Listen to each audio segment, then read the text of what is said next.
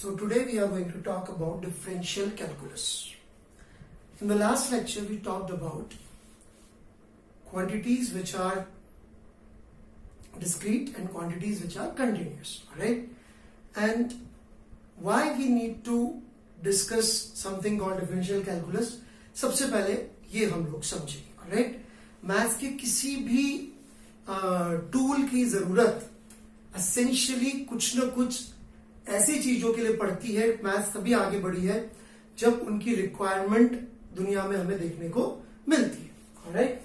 तो ऐसी क्या जरूरत पड़ रही है to create something as complicated, as fearful, या people are afraid of calculus, जैसा मैंने पिछली बार कहा था, of something called as differential calculus, alright? तो देखिए, हमने जब कहा कि किसी का वेलोसिटी 3 मीटर पर सेकेंड है,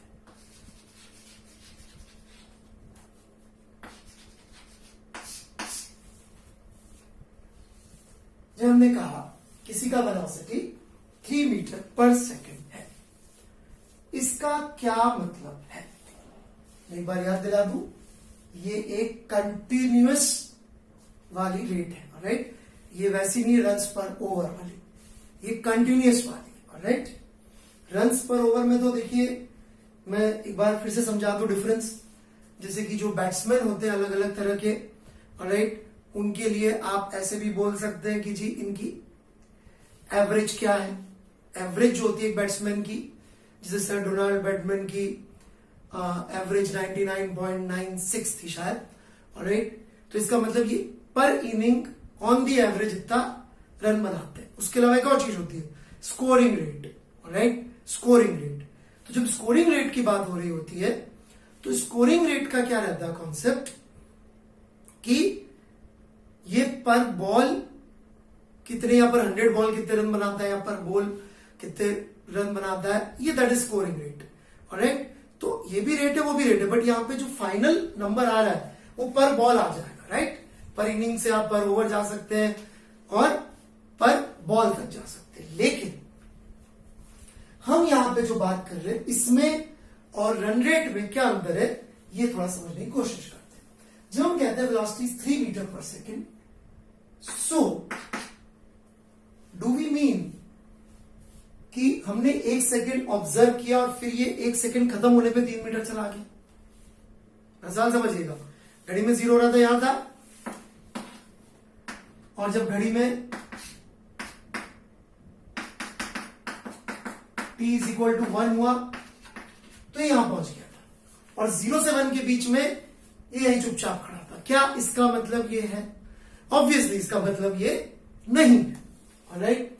इसका कतई मतलब ये नहीं है कि t इज इक्वल टू 0 पे यही खड़ा रहा और t इज इक्वल टू 1 पे गायब हुआ और सीधे 3 मीटर दूर प्रकट हो गया। इसका बिल्कुल कतई मतलब ये नहीं है। तो ये 3 मीटर पर सेकेंड का अर्थ क्या है, ऑलराइट? यदि हम इसको और तोड़ना चाहें, जैसे कि एक टर्म होती है, ऑलराइट,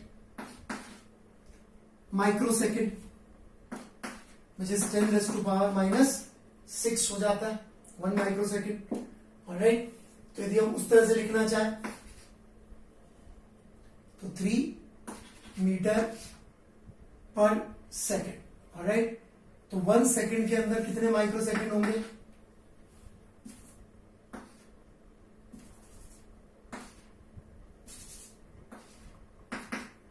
राइट? तो 1 सेकेंड के अंदर कितने माइक्रो सेकेंड हो जाएंगे? 10⁻⁶ सेकेंड हो जाएंगे, 6 माइक्रो सेकेंड, राइट? तो ये क्या बन जाएगी? 3 माइक्रोमीटर पर माइक्रो सेकेंड। ये इसकी वेलोसिटी बन जाएगी, 3 माइक्रोमीटर पर माइक्रो सेकेंड, ऑलराइट?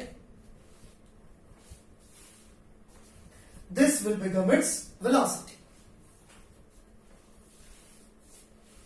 समझ में आई क्या बात?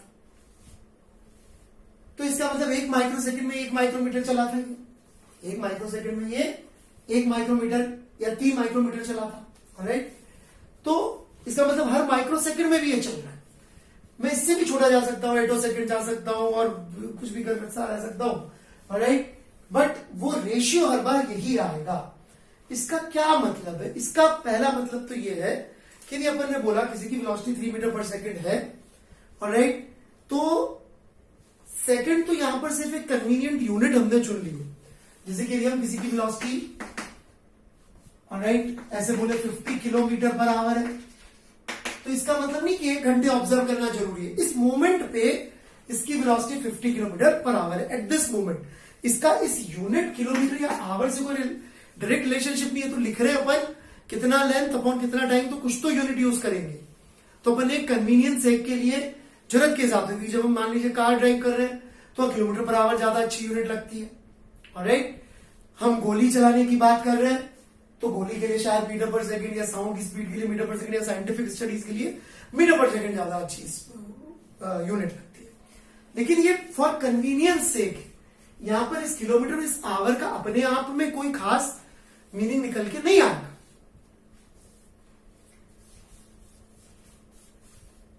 So the point being, when we say velocity is 3 meter per second, all right, इसको हम थोड़ा समझना चाहते हैं कि इसका मतलब क्या है, all right? So let's start.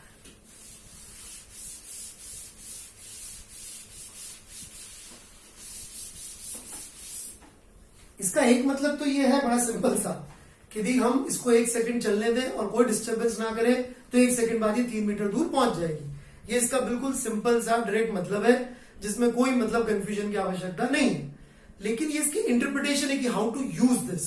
But हमने ये नहीं बोला, हमने पूछा कि भाई what does it actually mean, how to use नहीं पूछा, what does it actually mean to say कि इसका वेलोसिटी 3 मीटर पर सेकेंड।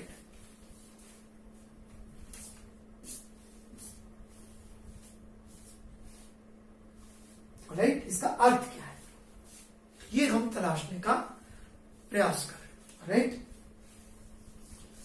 तो देखिए,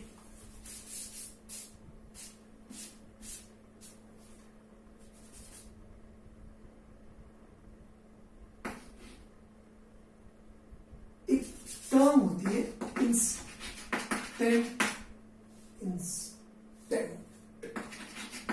राइट, इंस्टेंट, इससे बनता है इंस्टेंटेनियस, राइट। इंस्टेंट मतलब कि हिंदी में बोलते थे पल, मतलब कि टाइम का जितना छोटा आप सोच सके उससे छोटा ड्यूरेशन, राइट। इसको हम लोग इनफाइनाइटेसिमल भी कहते हैं, राइट। इसका क्या मतलब होता है इनफाइनाइटेसिमल का? इनफाइनाइटेसिमल का मतलब जो भी आप सोच सके उससे छोटा, right.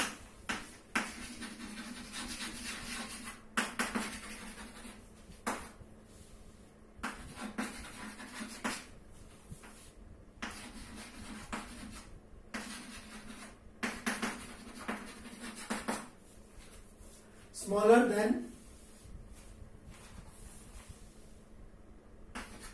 What you can think, जो भी आप सोच सके उससे छोटा, infinitesimal. Instant is very small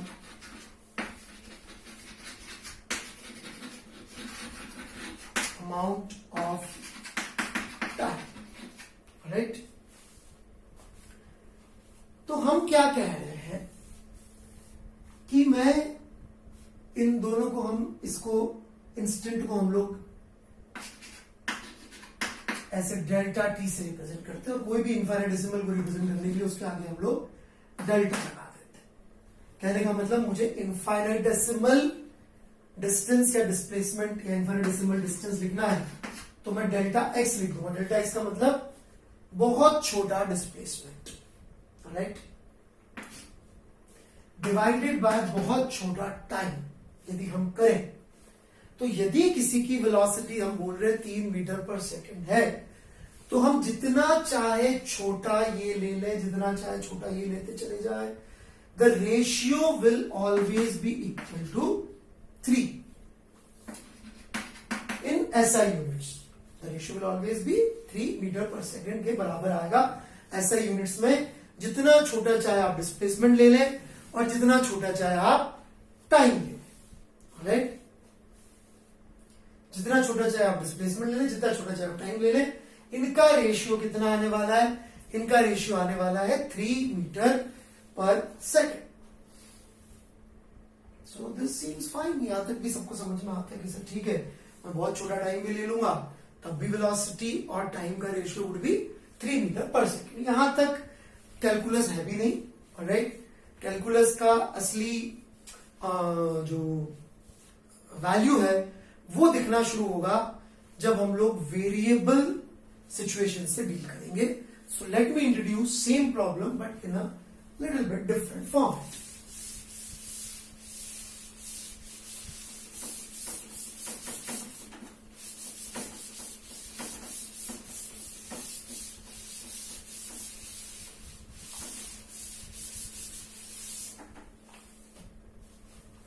So, here we go. Let's say a particle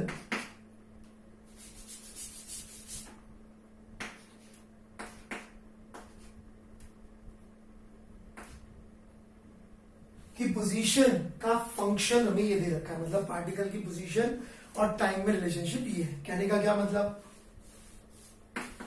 t is equal to 1 पे हमने पार्टिकल को देखा, राइट, तो वो कहां मिला? 2 पे मिला। t इज इक्वल टू 1.1 पे देखा तो पार्टिकल कहां मिलेगा? 2 इंटू 1.1 का स्क्वायर 1.21, सो कहां पे मिलेगा? 2.4, right. t is equal to 1.2 पे देखा तो पार्टिकल कहां मिलेगा? 2 into 1.4, that is 2.8, and so on so forth आप कह सकते। इनफैक्ट जैसे मैंने t इज इक्वल टू 1 और 1.1 लिया तो 1 से 1.1 के बीच में कितने नंबर्स और आएंगे? प्रैक्टिकली इनफाइनाइट नंबर्स आएंगे, राइट। क्या तो जैसे हम कोई भी वैल्यू टाइम की पुट करेंगे तो x की वैल्यू मिल जाएगी पार्टिकल कहां था, राइट। मतलब t इज इक्वल टू 0 पे यहां था, x is equal to t is equal to 1 पे, x इज इक्वल टू 2 पे था, एंड फिर उसके बाद जैसे जैसे वैल्यू रखते जाएंगे वो नंबर्स आप यहां पे बना सकते। So that's not a problem.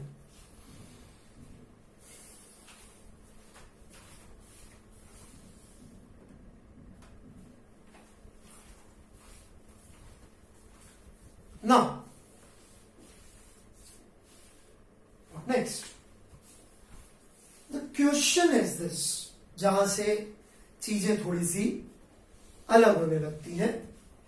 कोई मुझसे ये पूछ ले कि what is particles velocity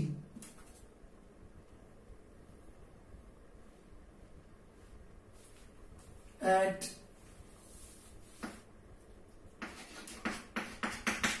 t is equal to 2, right. t is equal to 2 पे पार्टिकल की वेलोसिटी क्या है?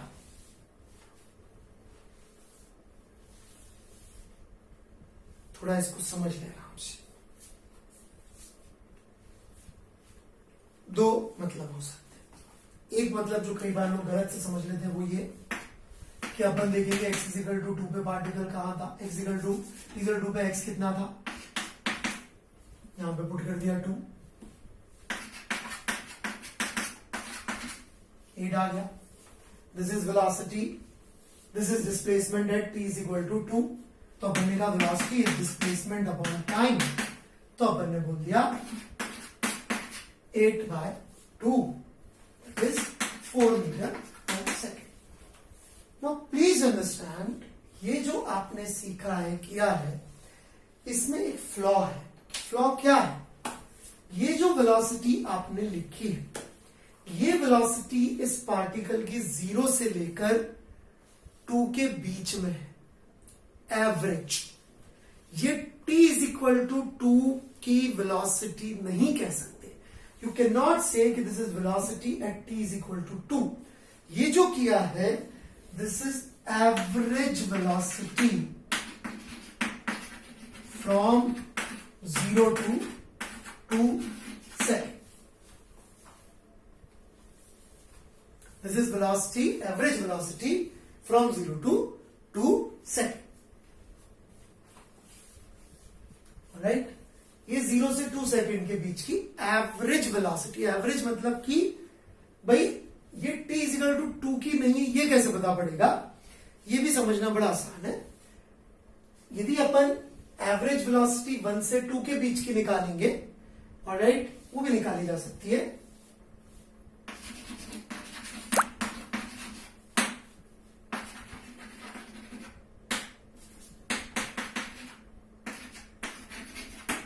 वो कैसे निकलेगी? डिस्प्लेसमेंट का वैल्यू x का वैल्यू 8, इसका 2 divided by time 1, so that is 6 metre per second. Alright, और निकाल के देख लेते हैं. Average velocity from 1.2 to 2 second, ये क्या आती है? 8 वैल्यू थी, माइनस 2.88, टाइम अवेलेबल है 0.8. कैलकुलेट करके देखना पड़ेगा. Right, so let's do it. Tension मत लीजिए, मुझे कैलकुलेटर यूज करना अलाउड है, गलत करने से तो अच्छा है.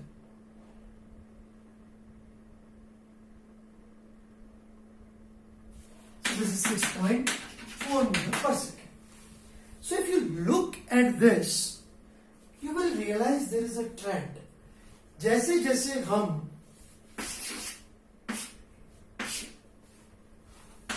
टू के जितना ज्यादा पास जा रहे हैं, उतना ज्यादा आप देख सकते हैं कि जो वेलोसिटी की वैल्यू है, एवरेज वेलोसिटी की वैल्यू, वो बढ़ रही है.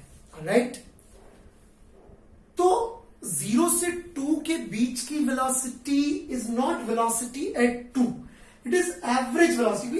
एवरेज कितना ट्रेवल किया. राइट, तो पहली बात तो समझ लीजिए, हमने एवरेज वेलोसिटी नहीं पूछी. तो हमने पूछा क्या है? हमने पूछा है कि exactly t is equal to 2 पर उसकी वेलोसिटी क्या. आंसर में भी कि डिफाइन ही नहीं हो सकती. That is a possible answer. देखिए, हमको समझना है तो हमको सारी पॉसिबिलिटीज लेके चलना चाहिए. राइट, ऐसे नहीं कि नहीं सर को पूछा तो आंसर होगा ही सही. राइट, इफ आई आस्क अगड़म बगड़म शकड़म अकुड़ा मकुड़ा, देयर इज नो, उसके आगे क्वेश्चन मार्क लगा दूं, there is no answer because मैंने कुछ पूछा ही नहीं. Right, the question is meaningless. So we may explore, we should explore first this कि भाई t is equal to 2 second पर वेलोसिटी है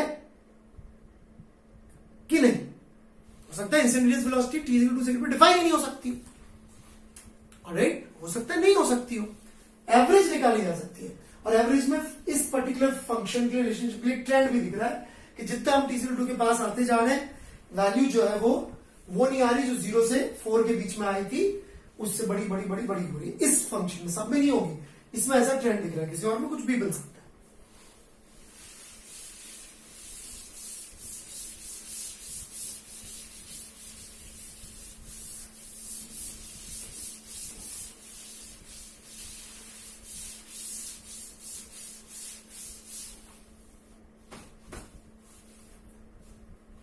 So x is equal to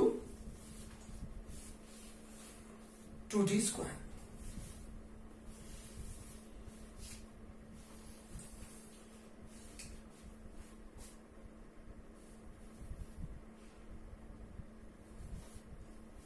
So क्या t is equal to 2 पर या किसी भी मूवमेंट पे फॉर दैट मैटर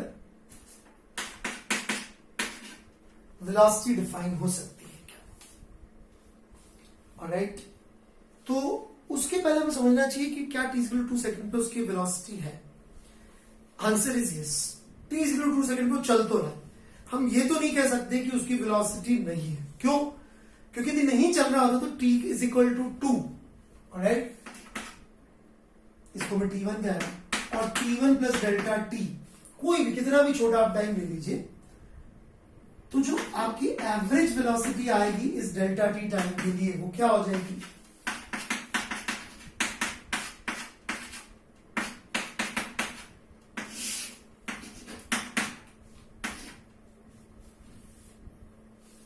मैंने यहां पे t1 का t1 ही छोड़ दिया फिलहाल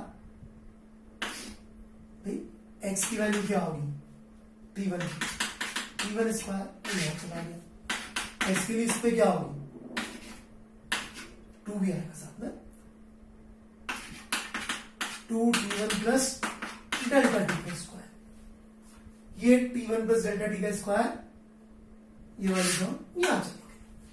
तो आप देख सकते हैं कि मैं कितना भी छोटा डेल्टा टी ले लूं, ऑलराइट, कुछ ना कुछ रिजल्ट मुझे यहां पर एवरेज वेलोसिटी का मिल जाएगा। आप रख के देखना चाहें तो रख के देख भी लेते हैं, उसमें कुछ नहीं है।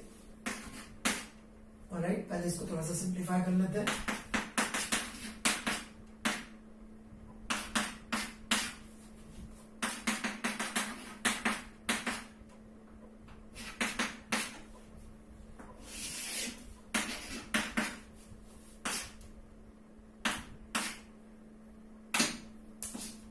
ये बाद में बहुत काम आएगी स्टेप।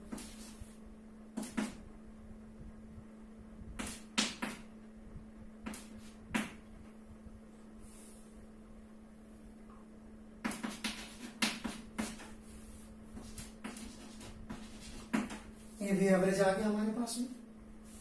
आप जितना छोटा चाहे टाइम बोलिए, t1 is equal to 2 and t1 and delta t is let's say 0.00001, 4 zero लगा भाई, राइट। इतना भी कोई मुझे बोले तो भी मैं कह सकता हूं कि हाँ पार्टिकल मूव किया है t2 से लेकर इस टाइम के बीच में, ऑलराइट, इस टाइम के बीच में, इस टाइम और इस टाइम के बीच में पार्टिकल मूव किया। क्यों? क्योंकि उसके कोऑर्डिनेट्स की वैल्यू सेम नहीं आ रही। इसका मतलब कि t02 सेकंड पे भी वो चल तो रहा था। यहां पे मैंने वैल्यूज पुट करी 2 4 0.00001। सॉल्व कर लीजिए, कुछ ना कुछ रिजल्ट आ जाएगा। कहने का मतलब यदि मैं उसको t2 सेकंड पर देखूं और जस्ट अगले किसी भी इंस्टेंट पर देख लूं तो उसकी पोजीशन सेम मिल रही कि डिफरेंट मिल रही? डिफरेंट मिल रही है। इसका वो तभी संभव है जब t2 सेकंड पे उसके पास कोई ना कोई वेलोसिटी थी। कहने का मतलब पहली चीज हमने एस्टेब्लिश करी है क्या, कि particle has instantaneous velocity. Particle के पास इंस्टेंटेनियस वेलोसिटी होती है। कैसे पता? क्योंकि हम कोई भी टाइम की एक वैल्यू रख के उसके जस्ट अगले मोमेंट की वैल्यू पुट करेंगे तो हम क्या पाएंगे? हम ये पाएंगे कि पार्टिकल का पोजीशन चेंज हुआ। पोजीशन चेंज हुआ मतलब वेलोसिटी थी। चलिए, that's good, we have established कि पार्टिकल हैज इंस्टेंटेनियस वेलोसिटी।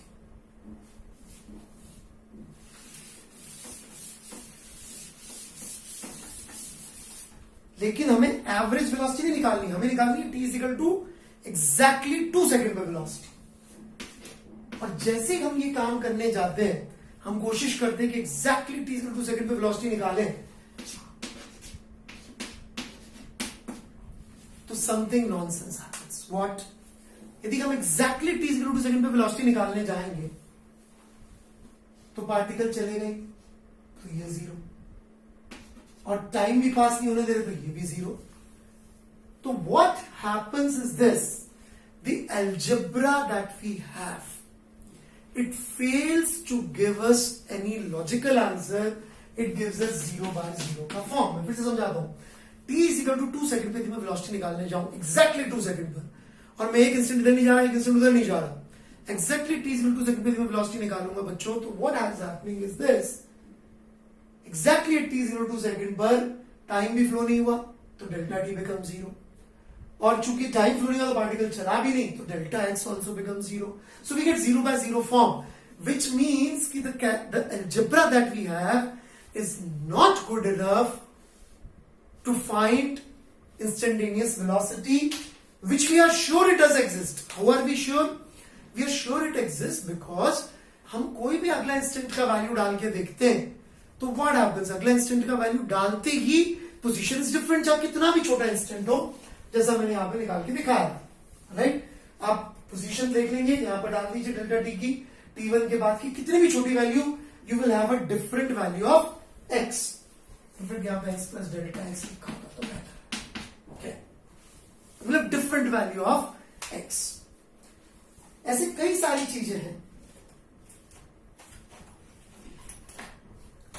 जहां पर ऐसा हो रहा होता है, ऑलराइट, हमें पता नहीं पड़ता, परंतु ऐसा हो रहा होता है कि चेंजेस हो रहे कंटिन्यूस, ऑलराइट, हमको दिखते नहीं है। इसका मतलब ये नहीं कि हो नहीं रहे, जैसे कि ग्रोथ ऑफ नेल्स या ग्रोथ ऑफ हेयर, राइट, जैसे कि अभी लॉकडाउन के अंदर जो है बाल सबके बड़े बड़े हो गए, there is no barber, is closed and everything, तो रोज आप बैठ के देखते हो अपने नाखून, सुबह आधा घंटा देखो, 1 घंटा देखो, आपको नाखून बढ़ते हुए नहीं दिखाई देंगे। That does not mean that change is not happening, right. उसकी रेट इतनी स्लो है कि 2 दिन में आपको दिखाई दे जाएगा सर नाखून का, राइट। इसी तरह से क्या हम ये कह सकते हैं हेंस कि नाखून बढ़ ही नहीं रहते क्योंकि मुझे दिख नहीं रहते? नहीं। क्या 2 दिन बाद बढ़े? नहीं, हर मोमेंट में बढ़ रहे थे। ऑब्जर्वेशन मुश्किल थी, राइट। जैसे कि मान लीजिए आप अपनी बर्थडे थी, 10th बर्थडे, उसमें आपने अपनी हाइट नापी, कुछ आ गई, राइट, 4 फुट 8 इंच। फिर आपने अपनी 11th बर्थडे को हाइट नापी, आ गई जी 4 फुट 11 इंच। तो ऐसा थोड़ी हुआ था कि आपने रात को जैसी 12 बजे 11th बर्थडे हुई वैसे एकाएक आप 3 इंच बड़े हो गए। It doesn't happen like that. Over the whole year your height was increasing, but you cannot observe it. At every moment there was some small delta, very small change was happening. तो जब हम देख सकते हैं कि continuous observation पे change आया, एक पार्टिकल बहुत धीरे चल रहा, लेट्स से स्नेल है, उससे भी धीरे चलेंगे, हम देख रहे हैं चलता हुआ नहीं दिख रहा, ये स्नेल छोड़ा, आप तो नेल ही ले लो, इस नेल की वेलोसिटी 0 नहीं है, इट इज ग्रोइंग, दिख नहीं रही। कैसे पता? जब हम थोड़ी देर बाद देखते तो बड़ा दिखता है, इसी तरह से थोड़ी देर बाद देखते तो पार्टिकल वहां नहीं दिखता, कहीं और दिखता है। इसका मतलब वो चल तो रहा था हर मोमेंट पे, लेकिन उसकी एक मोमेंट पे चलने की रेट जो मैथमेटिक्स हमारे पास है, that is not good enough to give us the answer. So why we study differential calculus? Because it will help us understanding something known as instantaneous rate. ये इंस्टेंटेनियस रेट को define करने में, समझने में काम आएगी। So this is my